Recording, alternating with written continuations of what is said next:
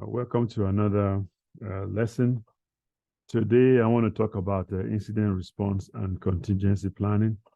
Unfortunately, there's no way to keep this video short because we're combining disaster recovery, business continuity, business impact analysis, or some people say business impact assessment, BIA, and then, of course, contingency planning. So that's why this video is going to be long, where you can always pause.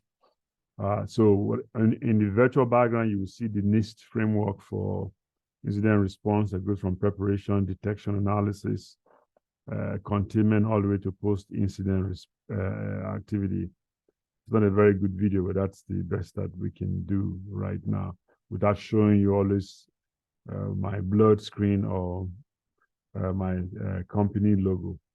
So this is a very important concept in cybersecurity. So no matter what you're doing, if you're doing just a BC certification or whatever you're doing, this is very, very important. So please follow along as I try to cover this concept. So same normal thing on the first couple of slides about, so this is our title, about my information, how to contact me, how to follow me, our normal caveat. And then this is our objectives. You should be able to at least have an understanding about the need for contingency planning. We look at the major components of incident response, disaster recovery, and business continuity.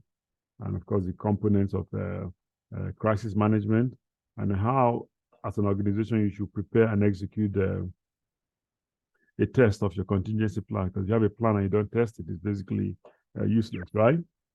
So, the whole idea is an organization must have the ability to survive any kind of loss from what we call adverse events, right?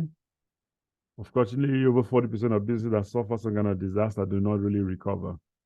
So you say that we're just focusing on that type of planning in here, right?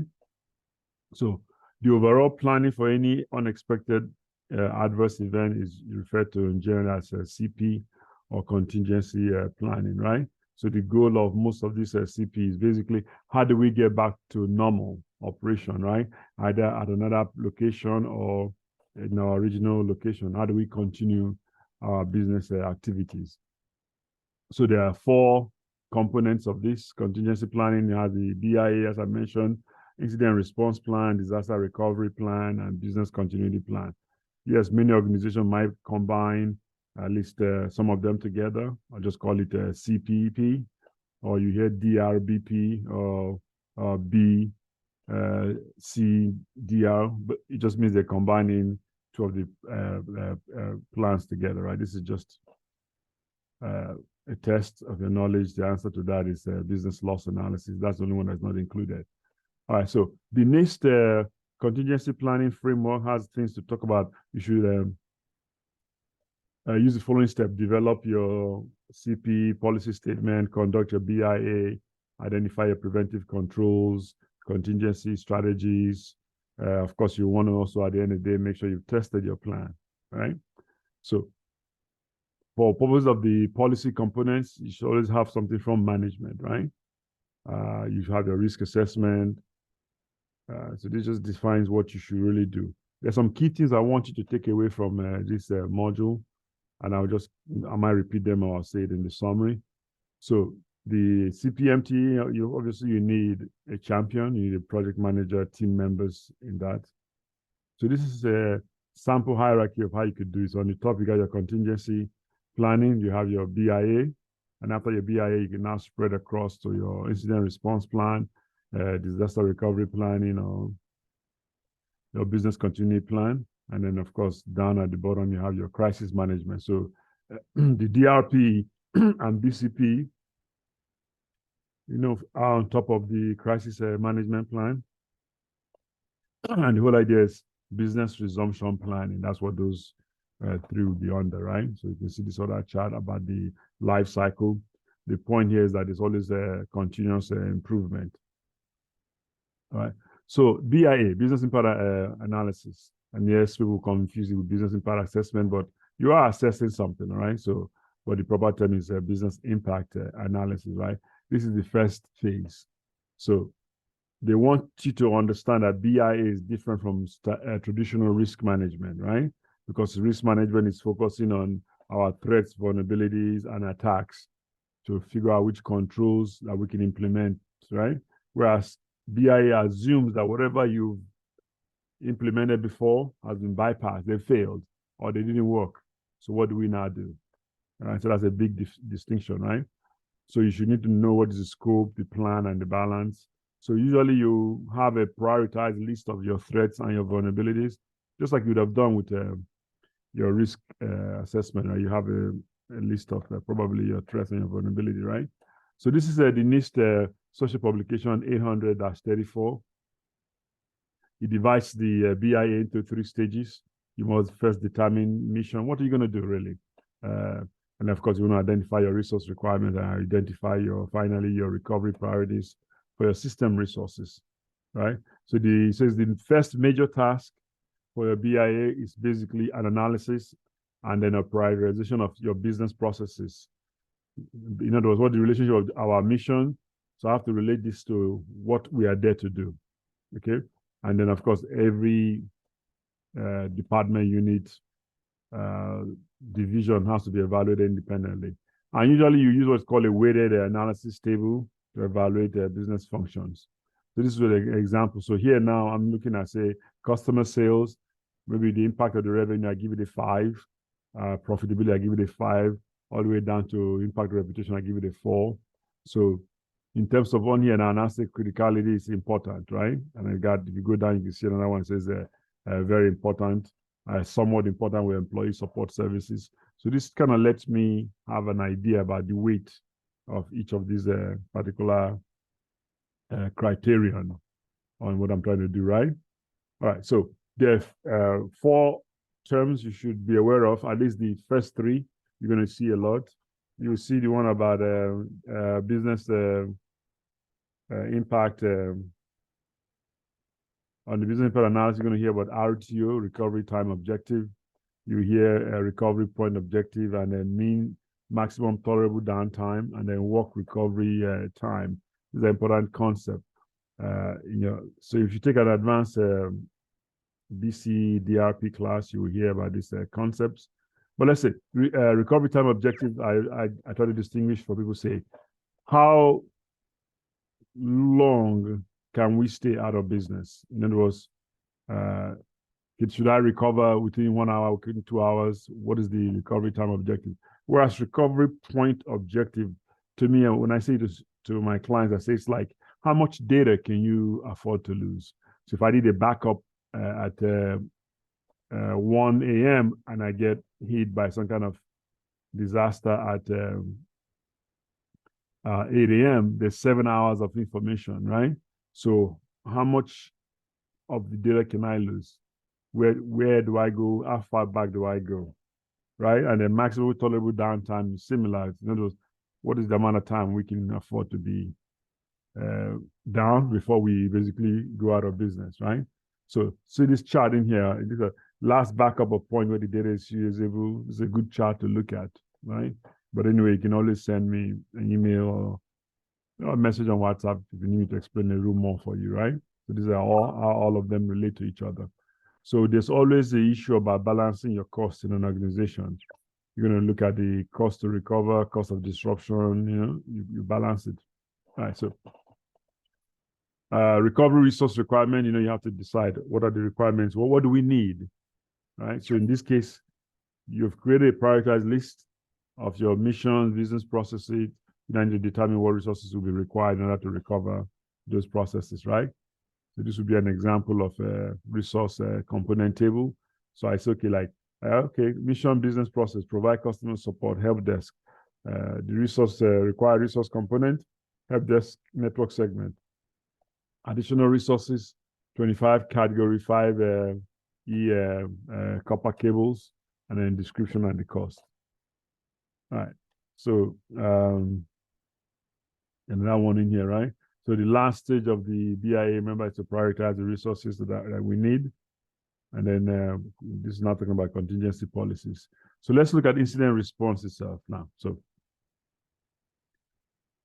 we said that the whole CP is about all 4 that we mentioned, right? But specifically the incident response planning is the preparation that we need for our incident response team, right?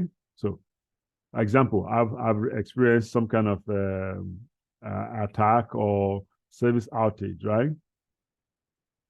When that happens, obviously, I'm going to send my incident response team, right? But it's telling you that your incident response must be carefully planned and coordinated, right?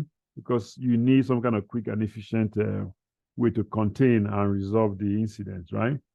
So, because they can result in losses to the organization, right? So when an adverse event begins to manifest as a real threat to information, then it becomes an incident. So our incident response plan is usually activated when we detect an incident that affects us, right? Regardless of how minor the effect might be. So how I always say this is, if I see somebody like on my network, if I see somebody logs into my computer network, logging in is not anything unusual, right? It is an event, but it's not an incident.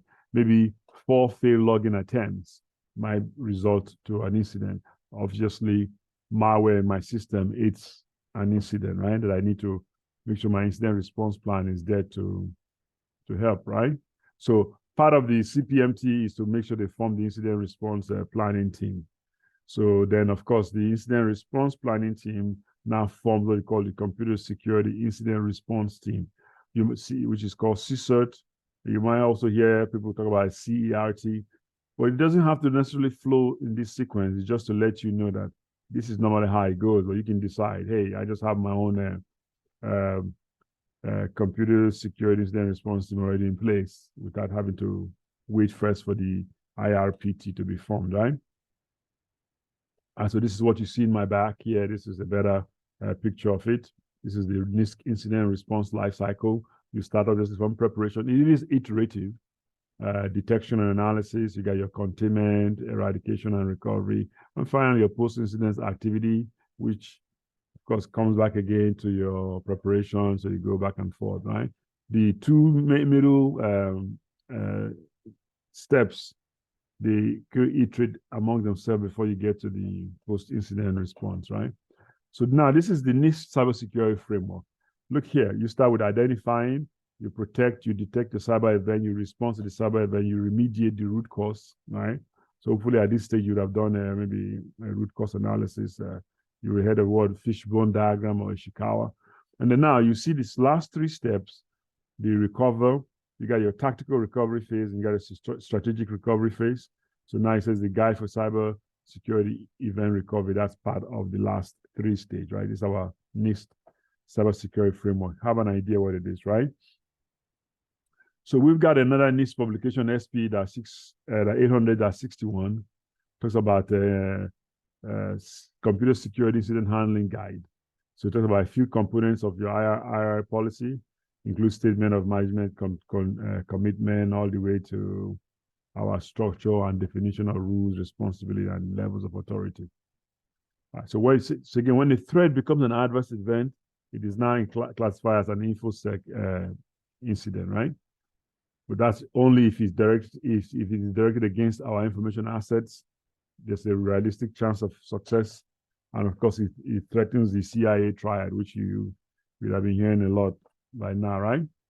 All right, so we got our mission, strategy, management approval, again, metrics for measuring how effective our IRC plan is. That's part of the components of the IRP. All right, so now, when every incident that happens in our system, the contingency planning team needs to create what's 3 sets of incident handling procedure. Right? Something that when during the incident, after the incident, and then before the incident, right? So you should have at least 3 ways to handle it, right?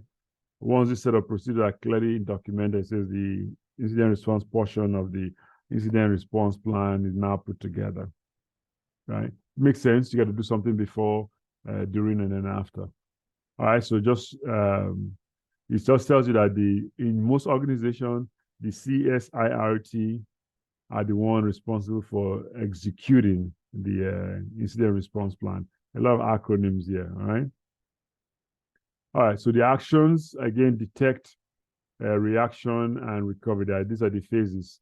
not to be confused with that iterative NIST one, but the point is that you have to detect what happened. You have to react to it, and definitely you have to now recover your system, right? So this is a sample checklist from that NIST special publication that I mentioned to you.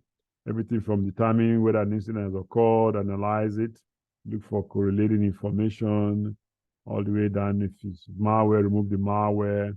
Your post-incident activity includes follow-up report, and then have a lessons learned activity, which sometimes you hear it referred to as after action report, right? How do we protect our data in preparation for an incident? So we obviously have traditional backup, we have electronic vaulting, that is like remote journaling and database shadowing. Some of these are beyond the scope of my time here to explain, but just know that the whole idea is, what am I going to do to get my system up and running, right? So this is how we protect the data, right? So we have something called the 3-2-1 backup rule.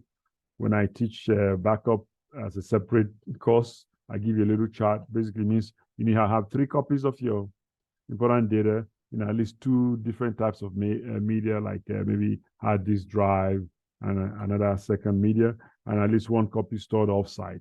Some people say that can include a cloud backup, but we mean if I'm in Florida where there's a hurricane, I probably want to have it in, say, California, even though they have an earthquake, but somewhere offsite, right? Or not in my facility. All right, so whether an incident has occurred is a challenging duty. It's not an easy thing to do. There's issues about classifying your incidents. You need to have reports for end users, your IDS, virus detection software. These are all ways that you can track and detect incidents, right? But just telling you it's not a simple thing. But usually you have what's called IOC, which are indicators of compromise. So this slide here is telling you about the incident indicators, okay? Maybe I see unfamiliar files on my system, unknown programs or processes, not just what I call a PUA or PUP, if you hear the word PUP, potentially unwanted applications, or unusual consumption of my computing resources, or maybe system crashes, right? Maybe other probable indicators could be activities at unexpected time, maybe presence of new account, maybe the hacker has created other accounts on my system, right? So what you need to make sure is, it says definite indicators could be of following: I had a dominant account that's being used, logs has been changed. Of course, hacking tools are in my system. And if the hacker notifies you, then definitely you don't have any doubt. You have an incident, right? But some of the potential incident results would be loss of availability or loss of integrity, which is in the CIA triad, right? Okay, which of these is not a definite indicator that an event is an incident? It's kind of like trying to trick you. Basically, unusual system crashes, right? It's a possible indicator, but it's not a definite indicator. Play on words, all right? So how do we react to an incident? You could go, because that means you're going from the detection phase to the reaction phase, right? Once you've confirmed that something happened on your system, right? So it says the steps in your incident response are designed to either stop the incident, mitigate its effect, and of course, provide information for recovery from the incident, right?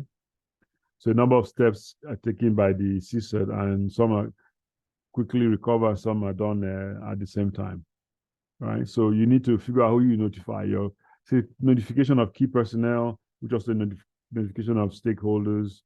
You need to have messages that are encrypted to how you're going to reply, right? As soon as an incident is declared, the right must be immediately notified in the right order, which is also law enforcement, obviously, right? And if you're in a jurisdiction that has what's called breach notification, you need to make sure you follow it, right? So how do you document an incident? So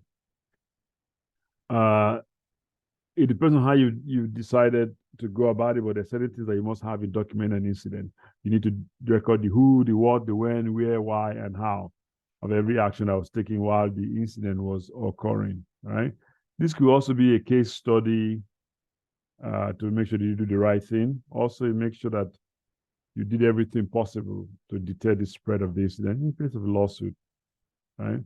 All right, so The strategies for doing this, for containing incidents, are varied, but the whole idea is you want to stop the incident, you want to recover control of your affected systems, right? So typical containment strategies include disabling your compromised user account. If you saw somebody that say that John's account was used, you disable it. Maybe you need to reconfigure your firewall, right? Or some processes need to be removed. All right, so it might be that this incident is beyond the capacity of your ability to handle. You cannot contain incidents. So you have to determine as an organization which point this becomes a disaster, which means when does it escalate, right? You also need to document when to involve outside responders. Some organizations are not don't have enough qualified personnel to handle this internally, so they sometimes have an external CSERT team. And if you go online, you will see that there are even communities out there that hire themselves out for that kind of task, right? All right, so recovering from an incident now. So if we've contained the incident and we've gained control of our system. Now we need to recover, right? So we need to inform the appropriate human resources, of course, assess the full extent of the damage, of course, again, finally, the determination of the scope of the breach of our CIA triad, right? So our recovery processes includes identifying the vulnerabilities that allowed the incident to occur and spread. What are the safeguards that we had but that failed to stop the incident? We need to evaluate our monitoring capability if we had any, restore obviously data from backup as needed, making sure that that backup wasn't obviously compromised, and then restore the services in use. So this is a study by McAfee. Says that the CSERTs commonly fail to appoint a clear chain of command with a specific range, a specific individual that's in charge of what to do, right? So the whole idea is here, say know your enemy. You need a central operation center, develop a comprehensive IR plan, and record all IR activities at all phases. Distinguish incident containment from incident remediation as part of the reaction, right? So you need tools. So this is what NIST recommends, right? Tools, you should acquire the tools and the resources, prevent the incident from occurring, identify the precursors, establish your mechanism, have a baseline level of logging and auditing on all systems, and of course, profile your network and your systems. And you need to have, this is also called creating a baseline, understand the normal behavior of your network, your systems, and your application. If you don't know what's normal, you don't know what is abnormal, right? Common sense. You need a knowledge base of information, safeguard incident data. You need strategies and procedures for containing the incident. And you need to follow established procedures for evidence gathering and handling. That is more on the data forensics aspect, right? All right, so protect and forget, also known as patch and proceed. You need to choose one or two philosophy that will affect you, in terms of subsequent involvement of digital forensic experts and law enforcement. So let's talk about digital forensic. This is a whole course by itself. I teach this for a whole semester, so we cannot possibly cover this in a few minutes, but what I want you to know is it's a scientific process. It's part of traditional forensics, so it's scientific. But the job here is to determine what has happened and how it occurred. So usually you have preservation, identification, extraction, documentation, and then interpretation of the digital media, all right, for purpose of evidence and our root cause analysis. And yeah, so I can present it in court if it's a criminal case or a civil case. That's what I'm looking for in forensics, right? Since there are two purposes: investigate allegations of digital malfeasance, which means bad acts, okay? That's a law term. And again, to look at the root cause. Two approaches: protect and forget, which is to patch and proceed, or apprehend and prosecute, right? Which is you want to pursue and prosecute who you think did it, right? So most organizations cannot sustain a permanent digital forensics team. So they can collect data and outsource the analysis. That's just true, right? Because it requires a specialty. And with so many different operating systems, somebody needs to learn about Linux, Windows, Mac, and different kinds of devices now, mobile, Android, Apple phones, right? right? So just understand that many organizations do not have their own separate in-house digital forensics team. But you can always go through training, like most of us, right? So affidavits, this is just telling you that which most countries have a law that if you want to go and search somebody, you need affidavit that talks about the facts to establish probable cause, right? Once the affidavit is signed, then you get a search warrant to go to the premises. But the search warrant should be specific. Should not be what's called a fishing expedition, right? All right. So this is methodology. Identify the relevant evidence. Take the steps to make sure it's verifiable, right? So please watch my video on digital forensics so I don't spend too much time on here. This is just how we go through forensics phases, right? Okay. All right. So evidentiary procedure I also cover in the forensics video. All right. This is just a summary of what you need to do to acquire forensics. I can touch on this. You need to use a dedicated forensic workstation. You need to boot the system using a verified, right, protected CD or other media. You need to build a new system that contains an image of the suspect. You never work on the original evidence. Examine the system using external media. Verify the software. Of course, examine the suspect system using software on it without verifying the software, just guidelines, right? So let's talk about what I really want to get to now, disaster recovery, right? This is preparing for and recovery from a disaster, whether it's human-made or natural, earthquake or somebody ransomware, right? So this is where the organization is actually unable to contain or control the impact of an incident, right? Or maybe the level of damage or destruction when it's so severe, then of course, you are now in the disaster recovery, right? So again, you're always going to have a disaster recovery planning team, just like you have an incident response planning team, right? Just remember the PT at the end is always your planning team, right? Right? So the CP team creates the DRPT, right? So the whole idea, they have multiple responsibility in the recovery of the primary site and the, again, reestablishment of operations, right? To recover your assets and then get back to operations. So some of the common recovery teams include management, data management, vendor contact, logistics, system recovery. Right? So NIST also has the methodology for disaster recovery planning. Right? So it says, of course, you're going to organize your team, develop your plan, policy statement, review your BIA, identify preventive controls, create your strategy, develop plans, and more and more. You can get and read this, right? So, but the policy must have purpose, scope, similar thing, responsibility, training requirements, right? So you will notice a common thread of similarity between the IRP, DRP, and we get to even the BCP.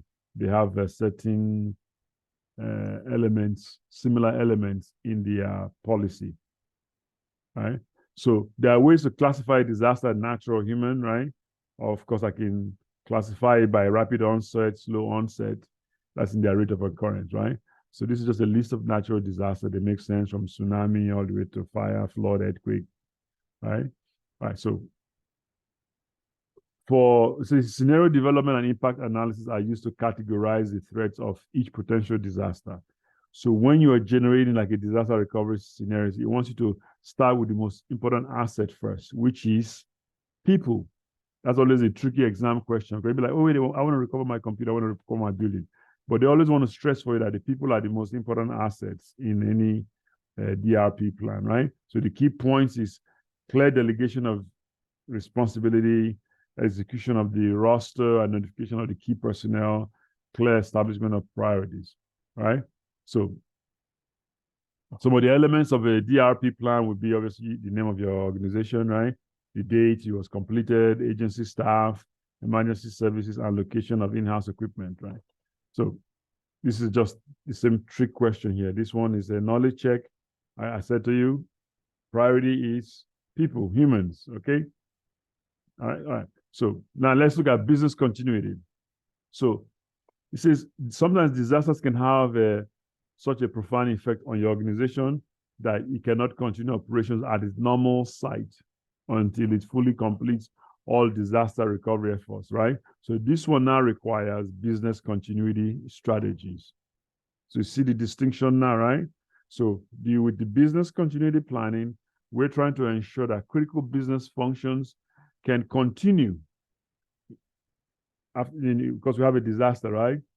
And this one says it's most likely managed by the CEO or the CEO of the organization, right? So the BCP is activated and executed most times concurrently with the DRP when needed, right? So that's why sometimes organizations combine them together. So NIST again has a methodology for BC, right? Again, you're going to form your team, you're going to develop your plan. You still have to review your BIA. One new thing here is you're going to create relocation strategies. Again, you see the policy here, they have similar requirement, right? As the same IRP, right? All right, so several possible strategies for business continuity. Of course, you have to keep costs in consideration, right? So these are 3 options for business continuity. You need to know this, okay? Forget about the 3 shared use option, but these are the exclusive use options I want to talk about that you encounter. You have hot sites, warm sites, and cold sites. We always say a hot site is almost like a redundant version of your main site. It's got essentially everything, and it's quicker to get up and running, right? And a cold site usually is just like you rented a building. You don't really have much inside, right? So it takes a long time to start operating in a cold site. And then think of a warm site as something in between. You got a few items that you have in your other side, but not like a hot site that is almost like a duplicate of everything, right? Essentially. So obviously hot sites are more expensive, cold sites are cheaper. All right. You got other options like rolling mobile site, temporary facility, cloud-based provisioning, right? But what I really need to know is those 3 types.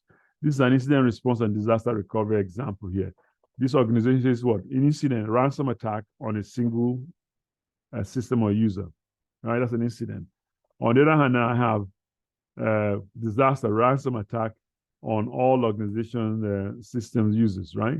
Which means you cannot function clearly, right? So the attack occurs, depending on the scope, may be classified as an incident or a disaster, right? Okay, disaster recovery and business continuity. Let's see how the 2 of them relate or differentiate. So organizational disaster occurs, right? Staff implements the disaster recovery / BCP plan. So the BCP plan, you relocate your organization to somewhere else, all right? So on your disaster recovery, your plan works to reestablish operations at your primary site, right? Or if it was decimated with a bomb or something, then at a new permanent site, right? But with disaster recovery, you're trying to get back to your normal site or brand new site. The BCP, you're using an alternative site or like a temporary site, right? So this is a choked up diagram about the difference. This is basically a timeline. It's kind of good for you to understand. You should always plan before anything happens, right? All the way down to, so you got your crisis management, BCP, business continuity, disaster recovery. You can see how both of them relate, right? Or incident response. So just have an idea. Sometimes these are intuitive. What am I trying to do? Do I have a disaster? Am I trying to continue my business, or is it both? Am I managing my crisis, right? There's also certifications for all of this, right? So crisis management is, of course, a disaster has occurred, right? So I'm looking at the effect of this disaster on humans. So it says while they have crisis management as a subset of disaster recovery plan, protection of humans and the organization image is such a high priority that it may deserve its own committee, policy, and plan. So people will say crisis management is more about people, right? All right, supporting your personnel and their loved ones during the crisis, keeping the public informed about what's going on, and communicating with your stakeholders, right? So the crisis management team also needs to have a base of operation and a command center near the site of disaster, all right? So they have various responsibilities to also do, right? Again, the key initial focus of crisis management response should be on If you're thinking human being, you are thinking right. Safety of staff, visitors, and the public. All right, so business resumption planning. So DR and BC, again, as I said, they're closely related, right? So many organizations now merge it into what's called BROP, business resumption plan, or they will still keep the initial BCDRP or DRBCP. I've seen it like that too, right? So this will be more of a comprehensive plan, right? For again, reestablishing operations at two different locations, one immediately at an alternative site and one eventually back at your primary site or your brand new primary site, right? Any plan that is not tested is a useless plan. So you please make sure you test your contingency plan. You have your walkthrough, simulation, desk check. Just tell me about ways to test it, right? All right. So if you go into iteration, it results in improvement. That's why it's a circular thing, right? Each time the plan is rehearsed, it should be improved. Constant evaluation and improvement leads to an improved outcome. All right. So in summary, I said I wanted you to take some key takeaways. Know the 4 steps of the incident response plan. Know that in general, contingency plan involves incident response plan, crisis management, business continuity, disaster recovery planning, right? But also know that many organizations combine disaster recovery and business continuity. And take that key takeaway of the 3 options for business continuity with the hot site, warm site, and then a cold site. And then also take away this point that anytime they ask you about what do you prioritize in this kind of disaster, it's always going to be people, right? And then also know what the business impact analysis is, not business impact assessment. It's basically to see what is going to be the impact on the business from a disaster. And then business continuity, how do we continue critical business function when we are facing some kind of challenges in there. So those are some things that you should get from this long set of videos. I might not be able to repeat the video even though the phone rang because it's a lengthy video. So chop out what you want. Oh, and then forensics was covered in here, but I said I will have another video on forensics, but I have general short video on understanding forensics. But just understand that the whole idea is preserving, identifying, extracting, documenting, interpretation of computer media. So that's what we don't really call it. It used to be called computer forensics. Now we call it digital forensics. Or in the other school where I teach, we call it cyber forensics. All right? So the whole here about contingency planning is about expecting to operate the business in non-normal circumstances, right? So if you're doing assessment, just know that part, right? And think yourself, can I think of parts of the contingency planning that might make more effective planning for normal operations? So I'm planning for contingency, but maybe that plan will make us function better as an organization, right? All right, feel free to drop me any question again. If you're watching this video independently, like it or tell me what you don't like, what I can change. Maybe the graphics, talk faster, talk slower, follow me here, all right? Or use less death by PowerPoint, which is our main issue. We have so many information to cover that it becomes inevitable that I end up having a lot of stuff on the slide. Otherwise, good presentation is 1 point per slide. So I've validated that. And again, thank you for watching. Have a great day.